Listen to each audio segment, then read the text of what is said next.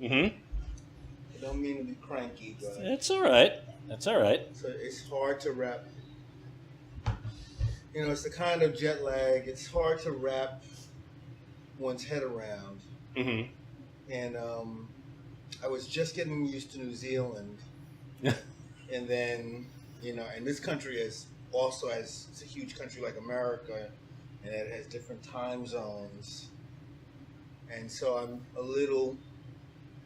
There's a certain part of the day Mm-hmm. where it's hard for me to see, like I would normally just what I mean. It's a certain part of the day Mm-hmm. where I find it. It's just difficult. It's like it's a weird I can't really sleep, but I really want to. Yeah. And then it's time to do the show, and I managed to find energy to do the show. But then after the show, it's weird. It's weird. It's not a totally unpleasant. It's weird. It's like I feel very It's kind of spacey. my temporal groundedness is not. It's very. It's really it's difficult. I mean, it's like a, as opposed to a real problem, but it's a little, Mm-hmm. it's a little disorienting. Understand. I could always go to California. I could make that adjustment, but when I go to the East Coast, just those 3 hours difference, that spins me out. Yeah. Yeah. And the thing, I think also the other thing is I've been doing this for years, so I would think that at a certain point there, Mm-hmm. I would get used to the feeling of it. But the thing is, I haven't been to Australia. Well, actually, that's not true because we were here. We actually came here fairly recently, Mm-hmm. and I didn't. Maybe it's the New Zealand, and then suddenly going to Australia. The that 1 and did 2 it. step. Yeah, that's what really did it to me because, if we'd come to Australia and, mind you, this is a show totally about jet lag. This is now. It's not the vinyl guide. It's the jet lag guide. It's the jet We're lag giving guide. everybody tips here. Ambien. I know that they recommend, that you sleep as much as you can, and it's just a weird flight because it's like a night that never seems to end. It's dark Yeah. for a super long time, and it's dark in the plane. And you look at it, man, it's still dark, and it feels totally. It feels because you're heading west. It's nighttime already. Mm. You land in LA. It's nighttime. And you got a point, and it's 12 more hours of nighttime. You're sick of traveling. By the time you get to LA, you got 14-hour flight. And it's like it starts to feel okay. Maybe the world is ending. Maybe the final darkness has descended. Maybe the great old ones have risen from their watery graves to reclaim what is rightfully theirs. Anyway, well, good to see you. Thank you for joining us here in what appears to be a bunker of some sort. It is you know what though? I'll tell you what. I've been in a lot of graffiti adorned dressing rooms. I have to say, I really admire that every brick has something. Yeah, everybody did their thing inside the brick. They colored in the lines. They did everything inside the brick, and it's a very orderly. It's like it's not chaotic. It's weird. It's like it's yeah. Everyone was rebellious, but in their own space. It's like meeting punks in Germany, waiting for the light to change. So welcome to Australia or Sydney. Thank you. The last Sydney. 14 minutes you've been in town. Yeah. Yeah, it's one of my favorite cities. It's a shame we're not going to be here for long. We fly out tomorrow, but no, it's good to be here. Mm-hmm. It's great to be here. So it's funny, man. It's like you're surrounded by Australia. Like normally if you're in New York, you meet an Australian, and their experiences, they're Australian in New York, surrounded by Americans. Right. So now I have the opposite, that American surrounded by Australians, which means it's a completely separate history. It's a whole other series of events. A lot of other things happen. I have no idea what they are, but it's relatable because you see a lot of the same stuff, but the context is totally different. Well, the histories of the U.S. and Australia are very similar. Now, I'm originally from California. Right on. And I've been here for 15 years now. And it's interesting. I think Australians are very much appreciated in America. Yeah. And they're seen as jovial and kind of... But Americans, it's a bit scary these days. Yeah. You know what? I tell you what. I'm a little bit of a sci-fi horror. Well, horror. I'm a fan, but I'm more of a sci-fi nerd. I tell you something that disabused me of notions of Australians was anyone in the audience knows the film Wolf Creek. Oh yeah, it's it's like the Crocodile Dundee from hell. It's like this. It's an amazing film in that the villain of the film is 100% affable. Like he's a totally friendly psychopath. And there's an aspect of it that it plays on this sort of, Australians are laid back, they're open, they're willing to help you. And Wolf Creek is like, yeah. Except for the homicidal maniac that wants to eat you or skin you or just make you suffer. Oh, well, every country has theirs. Every country has their own version of the same guy. You guys had Dahmer for a while. Dahmer for a while. Yeah. That's the other thing too, right? That's interesting you mentioned Dahmer because there are people that knew Dahmer or knew Ted Bundy. By the way, we've segued now from jet lag to serial killers international. It's pretty natural, though, I think. I think so. Maybe that's why all of that happened. Maybe that's it. That's all right. Yeah. You want to talk about the new record or serial killers? I do. Okay. I do. Okay. The new record, Sade? Shade. Sade. Sade. Where'd you get? That's hilarious. Oh. If it was Sade, there would be no H. There'd be no H. Shade. Shade. So actually, this will play right when the record's about to come out. Oh, sure, which is great. Actually, a couple months from now. Yeah. But you guys have already released a video for it. Yeah. And it is a fantastic record. I'm not just saying that because you're here and you can physically hurt me. Right. But all the way. I'm in no condition to physically hurt anyone. Have you seen me? Yeah, anyone could take me. I think a child can trip me up. The record just all the way through. Killer. How did the current political climate start to shape this record? Here's what's so funny about that, because we worked on this record actually for a few years, and when we were working on the record, Obama was president, and it's there's a lot of stuff in it where we talk about things, and the idea of Donald Trump becoming the president of the United States was so far-fetched and so beyond the pale that that wasn't a consideration. But strangely enough, there's a kind of it kind of relates to the current situation, but in a completely unintended way. And I think a lot of what with Living Color in the history of the band, it's not so much there was a topical thing, as much as it's like kind of constant states of being in the American story. We're really in a dialogue with what it means to be American, and so some of this stuff is taking shape over what it means to be a citizen in a person in the world, but also primarily what it means to be an American. Certainly, what it means to be an African American, but really. It's kind of like that. So Shade is in some ways inward looking, but it turns out that take for example Who Shot You. So Who Shot You, sung by Christopher Wallace, aka the Notorious B.I.G., and really the song was written about when Tupac Shakur, because Tupac Shakur was shot twice. He was shot the first time in New York, and he was wounded. He was coming out of a recording studio or something. Yeah. He was coming out of Quad Recording, which is right around the corner from 48th Street, which is now a ghost town.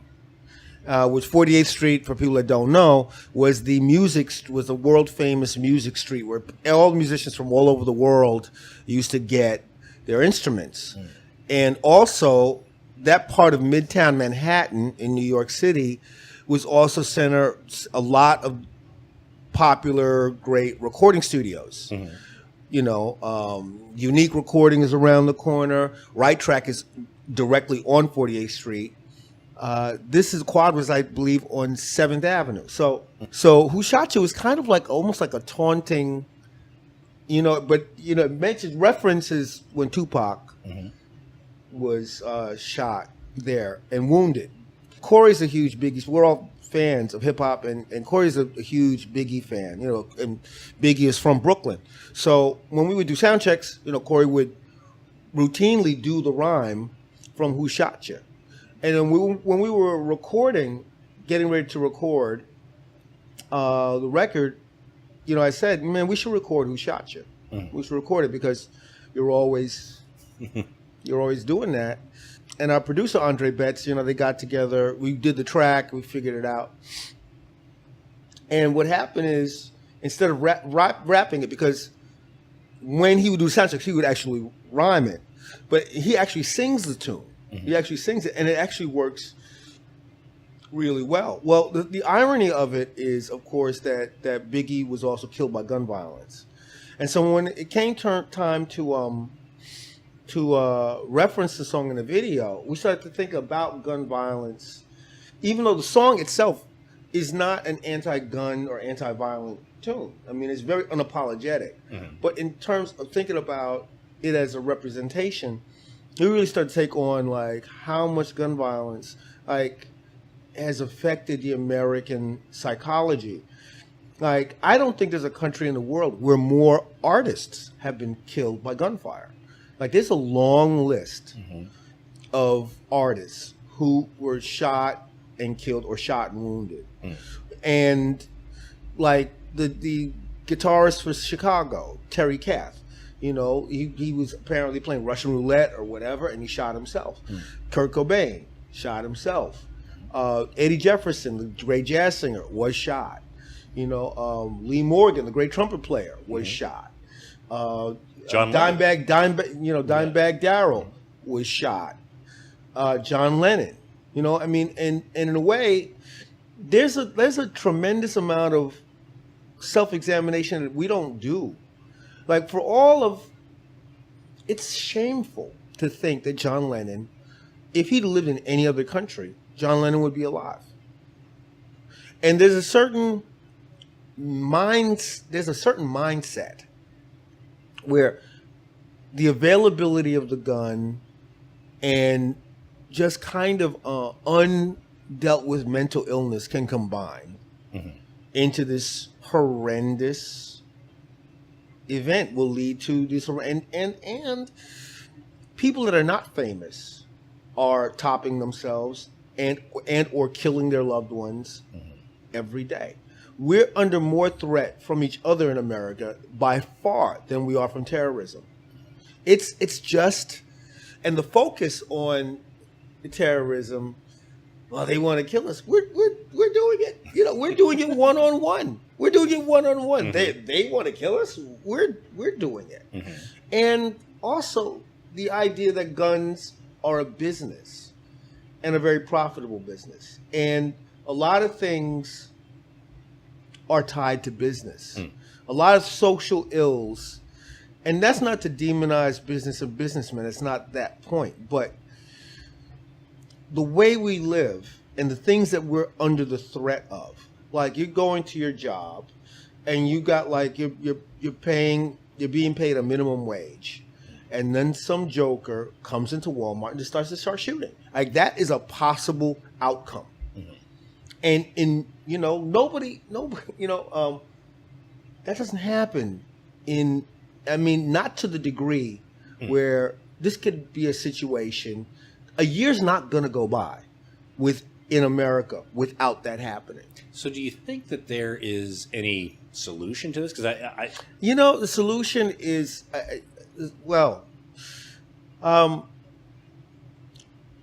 the idea that violence is a ready-made, resorting to violence is a ready-made mode to go into. And that violence is a definition of what manhood is. Like the ability to do violence. And that fact, as it's woven into the American character, I don't know how you unwind it. It would mean like unwinding it means taking a look at history. And that's the weird thing about it. So if you think about something like the kind of violence where there's no one was brought to justice. There's an obsession on one hand. America is a hypocritical and very contradictory country. Very much so. And a lot of countries in the West are to varying degrees. Like suddenly everyone's concerned about immigration, but a lot of those countries that are concerned about immigration colonized other countries. They went into other countries and took those and treated the people in those countries as subjects. It dominated, changed cultures, warped the way people lived, and encouraged people to think of the colonizing country as the mother country, the mother tongue, whatever. And then turn around and say, people from those countries who have been dominated, well, you're not part of this country. But you thought it was okay to take all the bananas off of that tree, cut down the sacred tree, because we believed in it. Build churches that tell us to worship your God, who is supposedly merciful. But you're not showing any kind of mercy. And in fact, you're telling us that we're ugly and we're stupid. You're telling us all of these horrible things about ourselves in order for you to dominate and make money from us. And self-righteous about it. And walk around strutting around preening as if you're literally God's gift. So and this sort of thing, it's also related to tribalism. It's a lot of different situations like this. It's not just, but those sort of things, the debts incurred by one generation on a certain level have to be recontextualized by the succeeding generation for people to live with it. How do you live with it? Your grandpa was not a nice man. A lot of families have that. And every family is its own mythology. Right? Every family is its own story in the wind.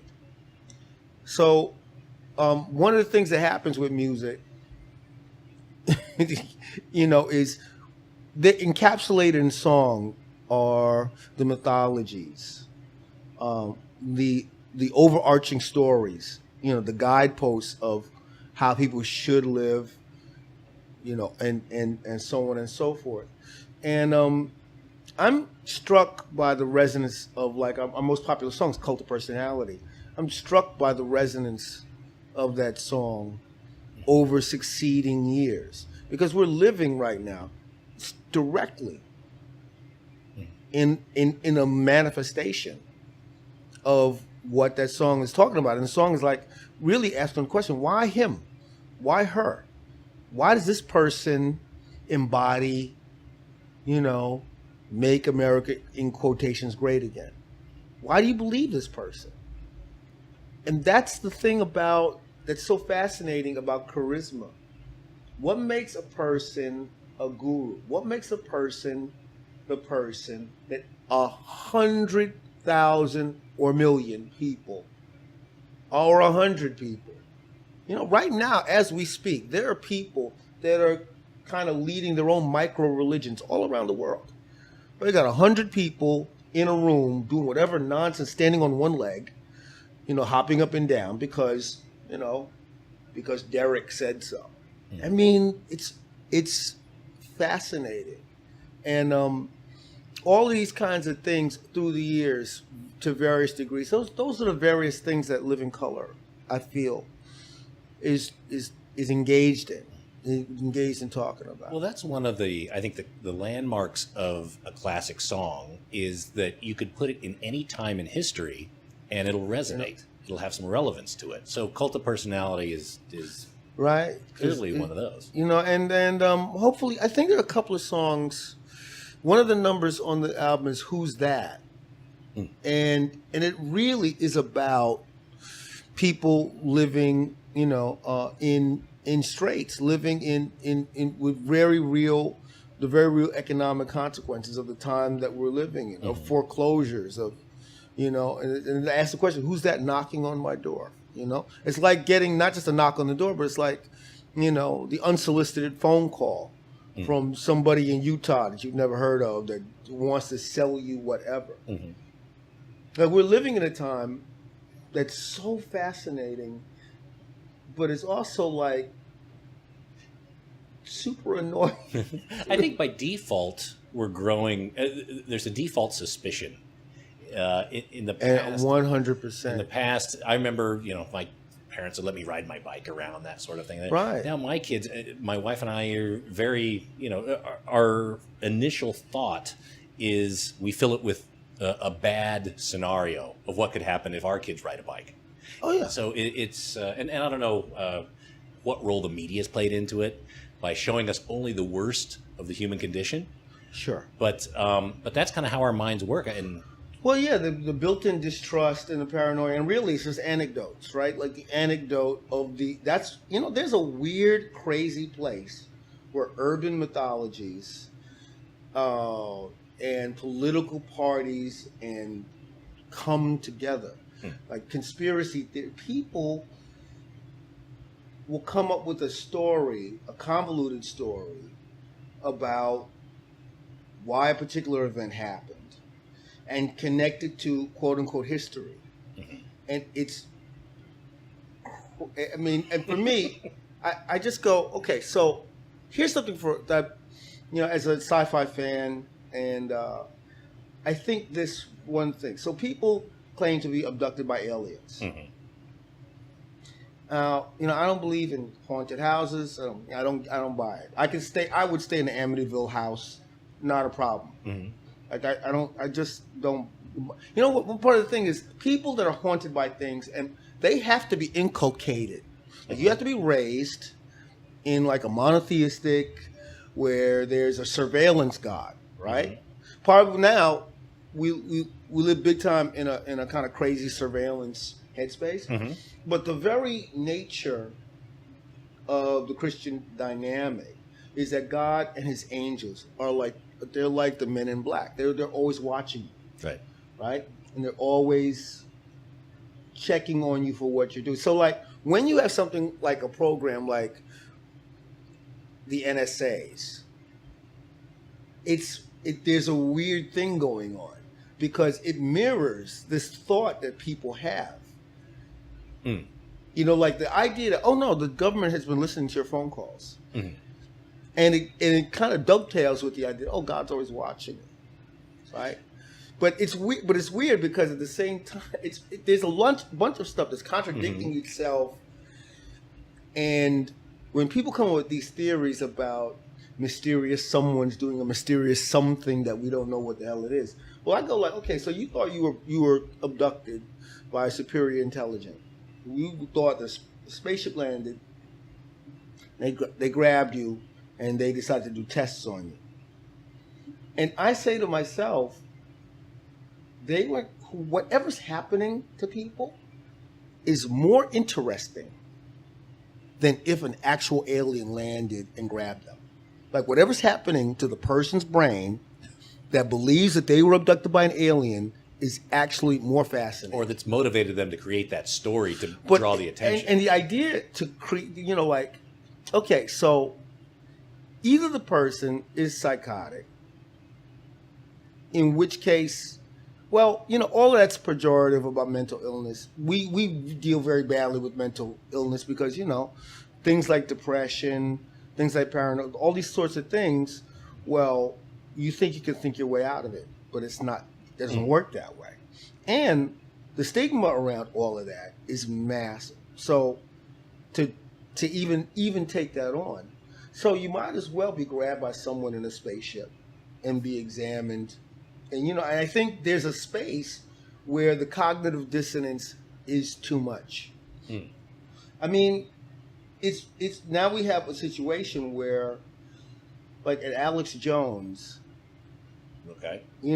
Who believes in lizard people and believes in a lot of stuff. Does he truly, though? It kind of seems like a facade, a bit of a gimmick, and it hasn't been bad for him to have that sort of... Right. Well, does he believe it? I think, I kind of, I think that makes it so cynical. And, I would love it if he actually was he just really was like the idea that he doesn't believe it at all, and he just works himself into a froth, but he doesn't believe a word of it, is infinitely worse. Well, he's going through a divorce right now. I mean, you guys... And is his wife a lizard woman? Well, possibly. I haven't read all the papers, but his lawyer is saying that... makes his kids amphibians or something. Oh, okay. That's actually not true. That's really, really scientists that listen. Please don't. Maybe that's how the platypus. Please don't think ill of me. But there's but the lawyer, the legal team is actually saying, well, it's just an act that he's doing because he's trying to get custody of his kids. He's trying to get custody of his kids. Yeah. That's in the news now. I saw that, and so he has to eat. Well, that's actually interesting. Either, well, the way the script goes, in order to protect his brand, his lawyers are going to have to bring this up to a certain point, and then Alex Jones is going to fire his attorneys because in order to protect his brand, that's the narrative. Oh, once he gets the judgment, that's the narrative. He would have to fire his attorneys because he's at risk if he goes and open court admits, it's all an act. I don't believe any of this crap. I mean, that's like money off. That's taking money, out off the table, right? So it's almost like he has to play that out, and then because all of this just seems like it's got to be a negotiating tactic on a level. But that's what but this stuff used to be in the Fortean Times and used to be on the front of the National Enquirer.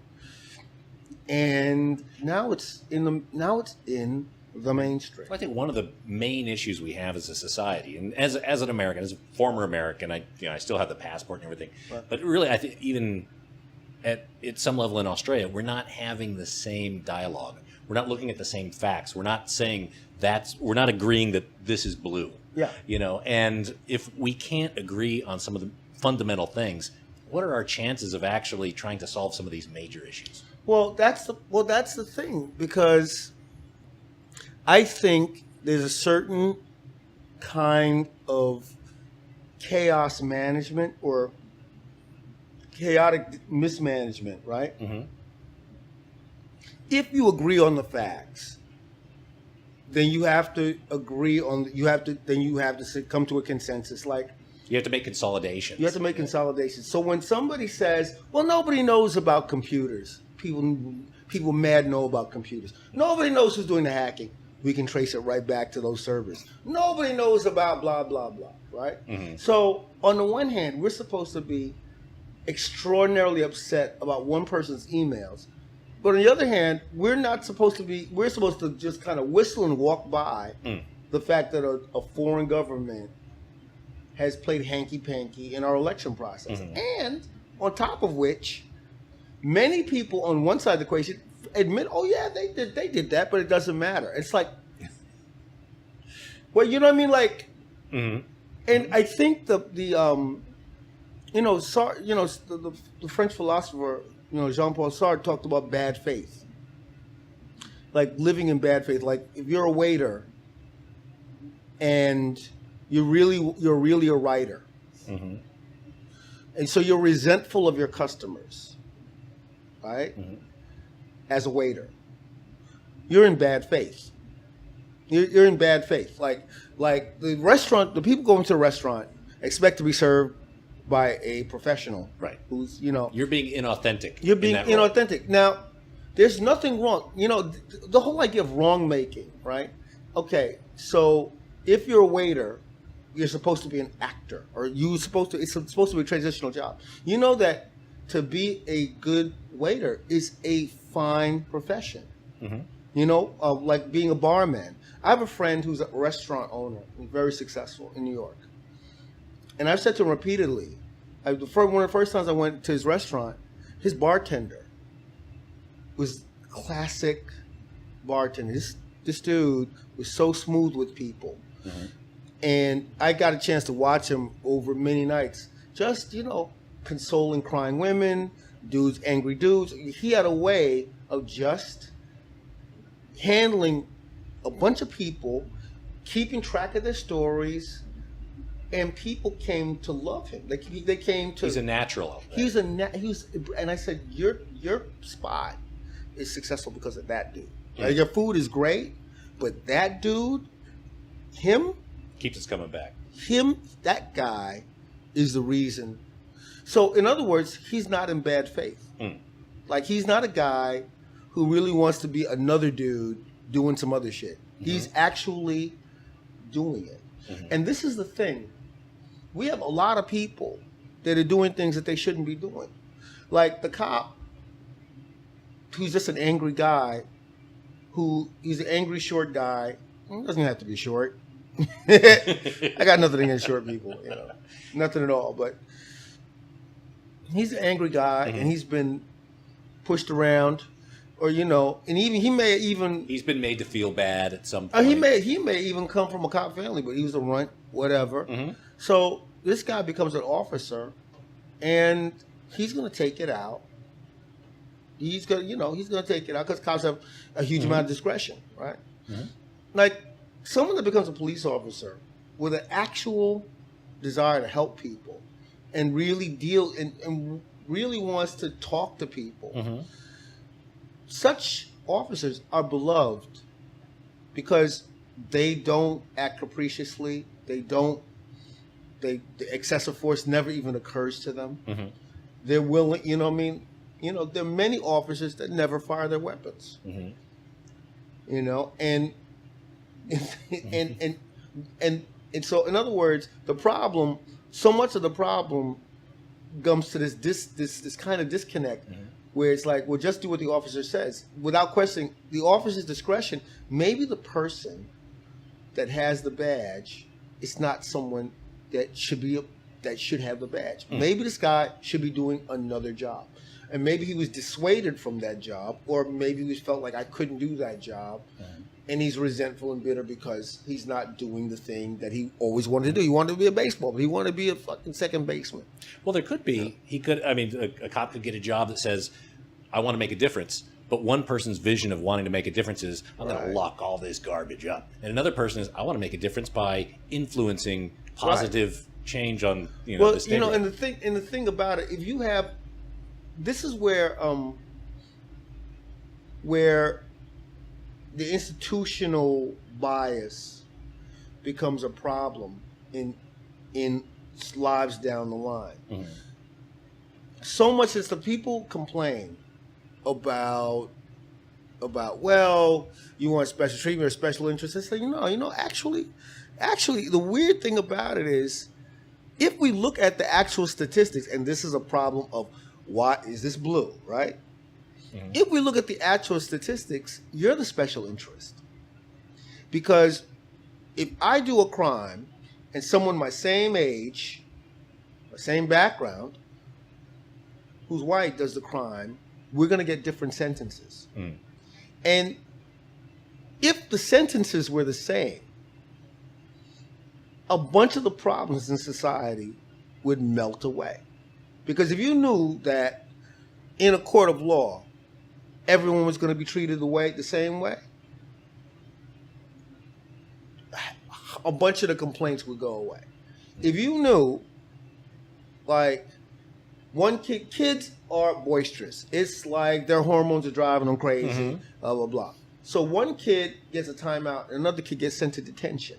Mm. Why is this kid being sent to detention? He's not doing anything different than his classmate, except that who he is different than his classmate. Like, and the thing is, when you go down to the individual teacher's not a bad person. They're not a closeted Klansman, but they're acting out of a set of biases that have been bequeathed, and that's the institutions mm-hmm. have set out these biases. Mm-hmm. And it's okay. It also comforts those that protect itself. So it's a perpetuating system. Each individual is a cell in a body perpetuating the thing. Mm-hmm. And in fact, those individuals that do not conform have problems, right? So the one cop in a precinct that, Serpico. Right. Suddenly, there's this whole thing, like the whole thing about, you check out the way internal affairs are portrayed in every movie. Mm-hmm.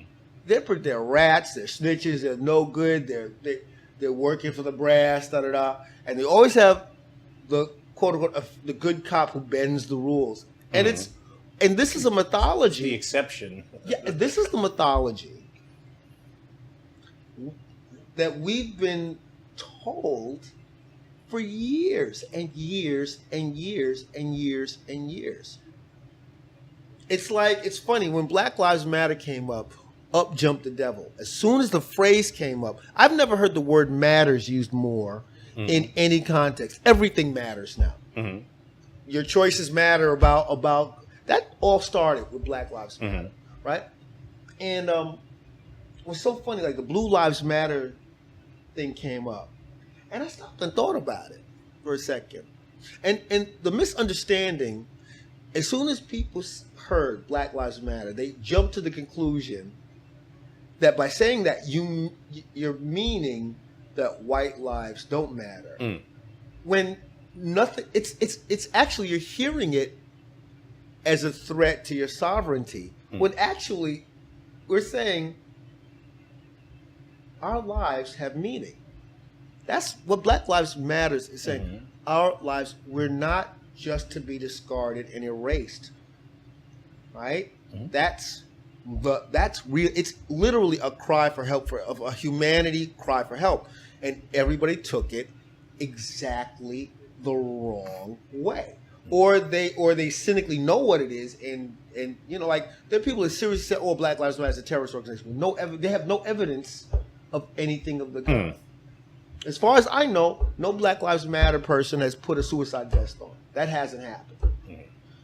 But when the Blue Lives Matter came up, I thought, this is so interesting, because if we listed the TV shows and the movies that are centered around the adventures and misadventures of police officers, there's no doubt that Blue Lives Matter. Mm-hmm. There's we could go you mentioned Serpico. I could mention Bullet. We could talk about Adam 12. We could talk mm-hmm. about Dragnet. We could talk about Law and Order. We could talk about the 7-Ups. We could do this for 2 days, mentioning all the different shows and movies, mm-hmm. Dirty Harry, that are centered around the lives of police officers, Blue Steel, that quote unquote matter. Mm-hmm. It's wild to me. So, sorry. You doing all right? This is all because I haven't. This is what you get when you have Vernon Reid undistilled there. My filter is down. That's all right. This is a good conversation. And it's a conversation that needs to happen. And if it works for you, I'm sure. There's a lot of folks that are interested in it. We have there are a lot of issues. There are a lot of things going on. It sounds like a lot's on your mind right now. Well, yeah, mm-hmm. a lot's on my mind, and also it's just we're so many of us are at cross purposes. The genders are at cross purposes. Mm-hmm. You're a parent, right? I am. How old are your kids? My kid I have one kid. She's 13 years old. Has your approach to music and art and what you say and what you communicate changed as you've kind of grown into fatherhood? It's fun. It's crazy. To talk about your kid. Do you have children? Yes, I do. 2 boys. You can't even begin to. It's hard to articulate it. It's weird. It's a weird thing. She is herself. Mm-hmm. She's very different from me, and she's very different from her mom. And I think if we had other children, it would also be, oh my God, mm-hmm. That child is one way, this child is a whole other way. Yeah. Mm-hmm. And they're making our influence is really limited. And that's the thing. Like, we're very influential very early on. Mm-hmm. So the things we say, the way we couch things, the way we interact with parents, as parents, interact with each other, the things that go on, those things are watched by, telling you, the baby in the crib is checking this stuff out. Mm-hmm. Like, when people talk about values, you think it's the thing you're actually saying consciously. It's things that you're not even aware of. Yeah.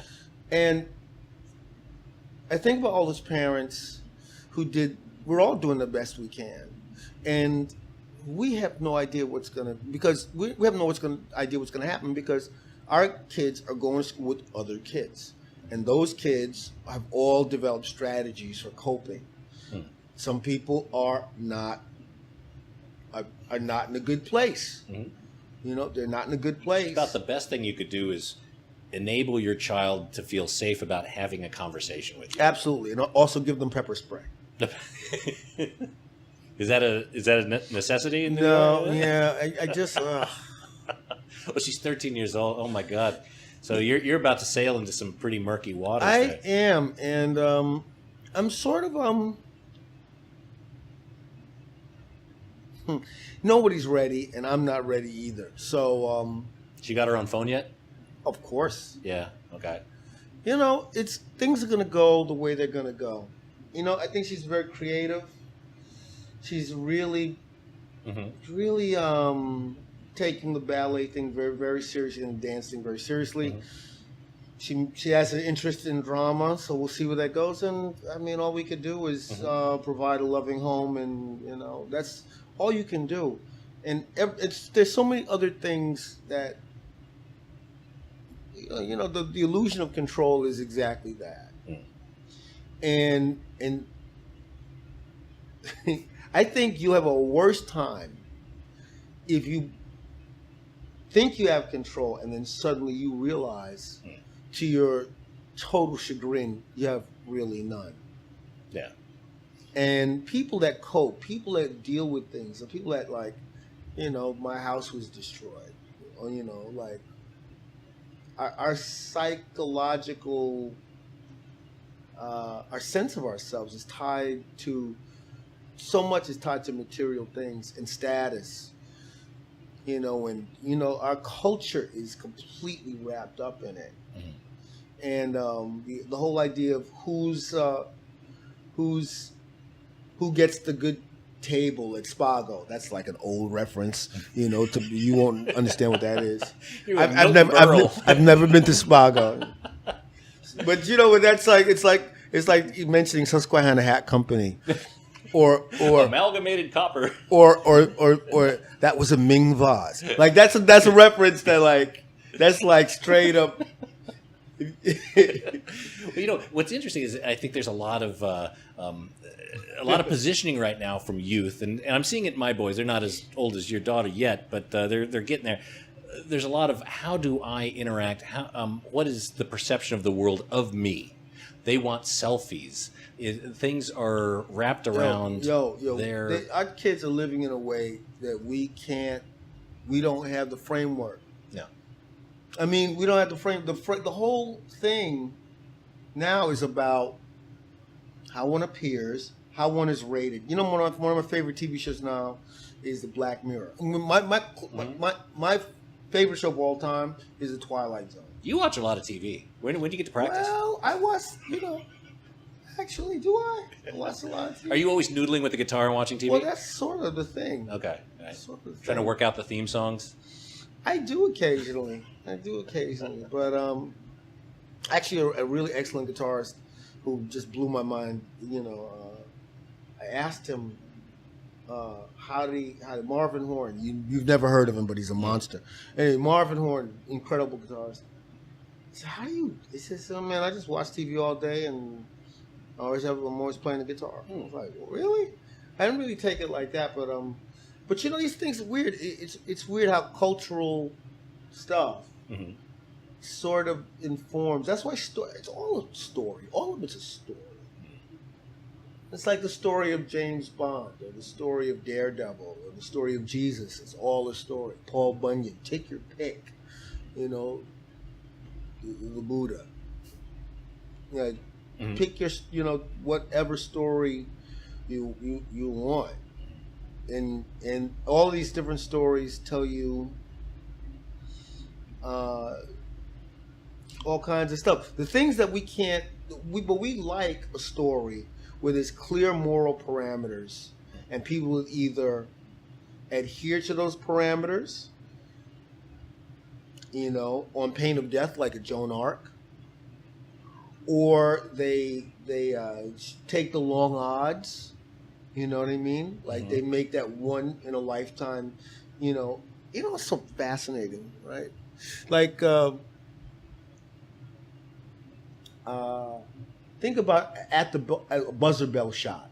Buzzer bell shot. What's that? You know, it's like the buzzer bell shot is playing the game of basketball. Okay. So at the 2 seconds you're throwing it from half court. 2 seconds, you're across the court.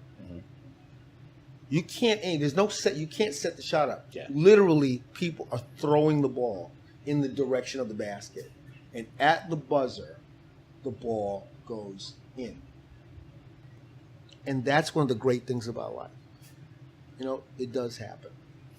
Well, Vernon, thank you very much for spending some time with That us interview here. made absolutely no sense. It was great. It was fast, and I think just kind of understanding where you're at now, your thoughts around things, your position on things. I'm a crackpot. We're gonna be playing some tracks from the new album, which is again great. Thank you, I look forward to speaking with you another time, and we'll actually talk about the record. Actually, I'm not jet lagged and raving about things that mean absolutely nothing. Thanks very much, Vernon. You got it.